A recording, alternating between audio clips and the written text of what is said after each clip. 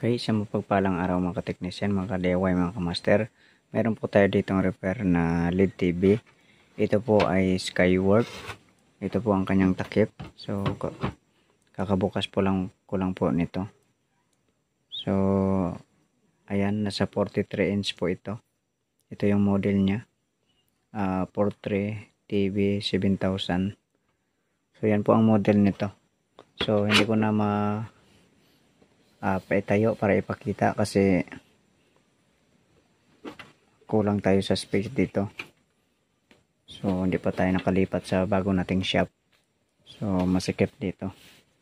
So ngayon ang isi-share ko sa inyo ay pwedeng makatulong to sa bawat technician, lalo na sa pag-change board ng universal.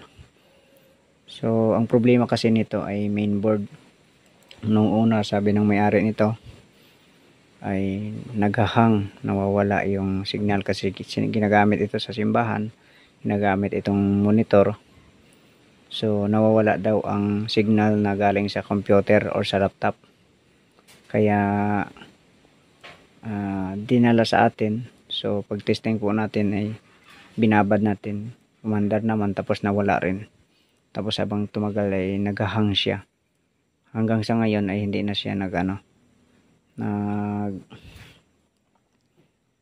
hindi na siya nag-open, standby na lang. So ang isi-share ko sa inyo ngayon ay kung paano mag-force on ng backlight nito.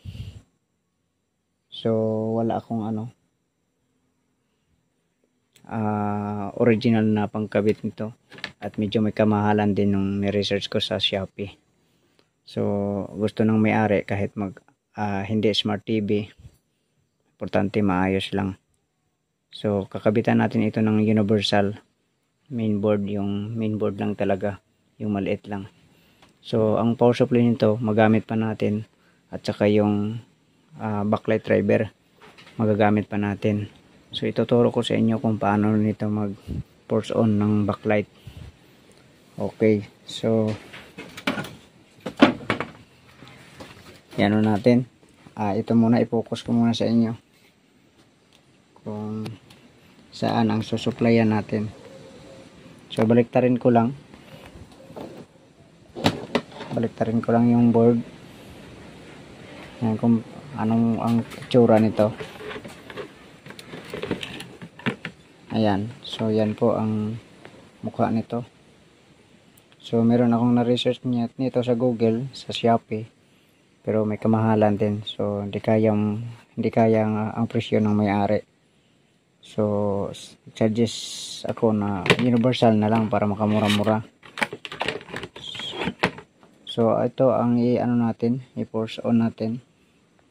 Kung nakikita po natin, ito yung adjust na ito, at saka yung ENA, ayan ENA, yan. So susuplayan po natin yan para umilaw po ang backlight. Yan. So susuplayan po natin yan. Okay, sige. So kuha lang ako ng pang supply. Okay, ito na. So susuplayan po natin ito. So subukan muna natin ng 3 volts lang. Ito meron tayong short killer. Ang gagamitin lang natin ay 3 volts. So ang ground nito ay nakaipit na dito sa ground, dito sa board. Dito po, ayan yung wire nya. So nakaipit yun niya sa may tuner. So hindi ko na ipatihaya. Okay, so ngayon ay susuplayan natin ng 3 volts. Ito, supplyan natin ng 3 volts. So tingnan natin dito kung iilaw yung backlight. Ito nakakabit yung backlight tapos nakasaksak na rin yan. Ito, kasaksak na yan dito sa extension. Yan. So nakasaksak na yan. Okay, supplyan natin ito. Kung isa lang ang supply natin, walang ilaw. Kung adjust lang supply natin, walang ilaw. Pag dito sa ANA. So wala rin. So ang gagawin natin, sabay natin silang susuplayan ng 3 volts. So tingnan natin dito kung iilaw ang backlight. Okay. Dikit natin ito. Tapos dito. Ayun. So umilaw yung backlight. Yan o. Yan. Yan o. Yan lang.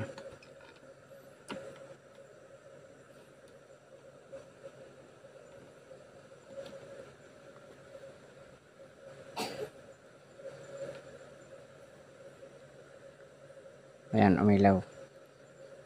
Ayan, umilaw yung backlight. So, kunin ko lang muna yung universal board kung ikakabit. Okay, ito yung universal natin na pangkabit. So, ito, susuplayan lang ito ng 12 volts. Ito ang supply dito. Ayan. So, ditong socket na to. Tapos, yung dito, papuntang backlight yan. Mapansin natin, meron siyang 12 volts. Dalawa. Tapos, merong BL. At saka yung adjust. BLO. At saka yung adjust. BL open. Yan. So, ito yung ipapalit natin. So, pang monitor lang naman ito. Kaya, ang ikabit natin na universal ay pang monitor din. So, wala siyang IC dito. Kasi pang monitor lang to. So, ito yung ikakabit natin dyan. Dito. Ito yung tikon niya. So, tingnan natin yung tikon. Buksan natin.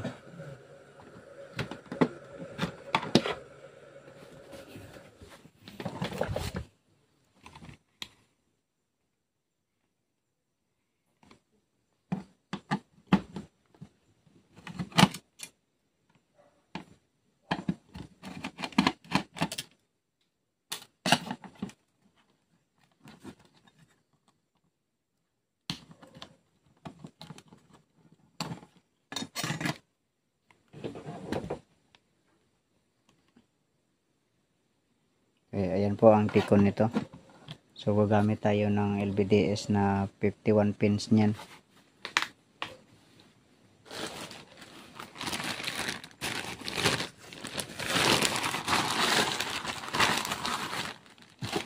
Ito, meron tayong bagong bili galing Shopee. So, ang supply nito ay nasa right side dito. Ayan. So, ang gagamitin natin ay ito. Ayan. Right side yan. Kasi doon pag ganyan ang pagtingin nito. Ayan. Pagpasok sa sa terminal. So, itong para masuplayan natin ito ng 3 volts. Itong dalawa na to. Pwede natin i-connect yan dito sa dito sa BL on. Dito sa BL on at saka sa adjust. So pwede natin ikabit yan individual. So dahil 3 volts lang ang required niya, kailangan niya, pwede tayong maglagay ng resistor para pag mag-adjust naman ng backlights dito sa mainboard na to, pwede siyang mag-adjust. So yun lang ang gagawin natin. Tapos yung connection dito na papunta doon sa mainboard ay i-cutting natin. Ganon din dito. Yung connection na to na papunta doon sa mainboard ay i-cutting natin. So ganon lang po. So pag maikabit ko na, saka ko na ilang ipakita ulit ko ng video. Okay, bago ko nga pala ikabit ang mainboard, so may i-share pa ko sa inyong isa pang tips para iwas pagod tayo, kasi baka i-set up kaagad natin ang mainboard dito, tapos basag pa lang LCD. So dapat masigurado muna natin na gagana din itong board na to dito. So ganito lang ang ginagawa ko kapag ako mag try and error. So ito sinuplayan ko na itong backlight driver, sinuplayan ko na yung adjust at saka sa BL on nya. Tapos ito yung i-supply natin, ito saksak natin.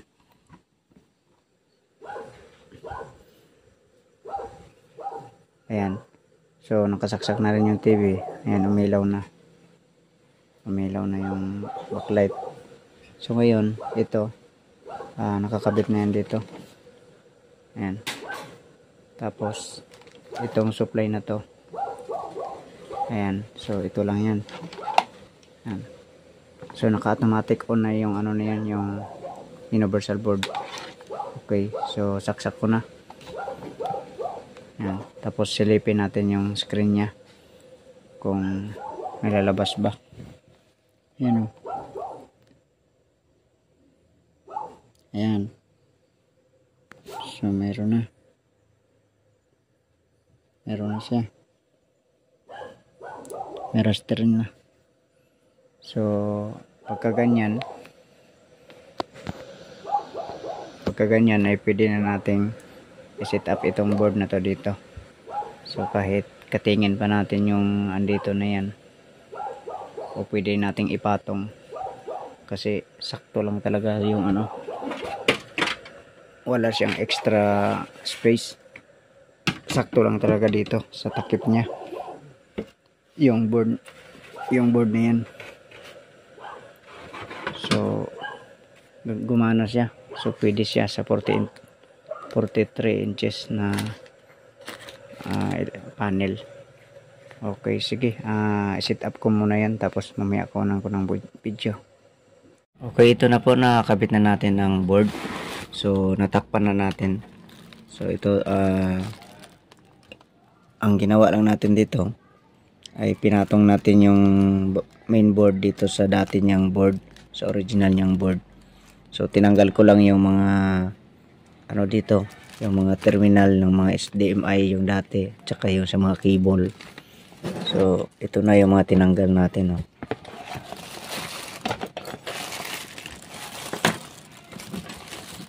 Ayan, oh. So yung iba na natapon ko na yung iba. So ayan yung matinanggal natin dito, yung sa dati niyang board. Tapos pinatong natin dito yung yung bagong board na main board. So yung power supply niya ginamit pa rin natin, tapos yung backlight driver. So ito sinalpakan natin ng kinabitan natin ng Chromecast para magkaroon mamaya ng display pagkasaksak natin. Okay, so yung connection nga pala niya pagdating sa BL on at saka sa adjust ay dinirect na natin, din na tayo naglagay ng resistor kasi okay naman siya. So naka set na yung board nito sa sa automatic on. So sige, testing natin, saksak natin. Yan, power siya, pula. Tapos kusa na yan siya mag-on. Ayan. Ayan, meron na. Ayan. Ayun. So, kinabitan kasi natin ng Chromecast dito sa likod, sa HDMI at saka sa sa USB. Yung sa USB doon kumuha ng supply yung Chromecast. So, kaya nito. So, sa likod dyan doon nakakonect. So, ayan na. Okay na yung kanyang picture. So, sana po ay may nakakuha po tayong idea sa video na to. Okay, sige, God bless po sa inyong lahat.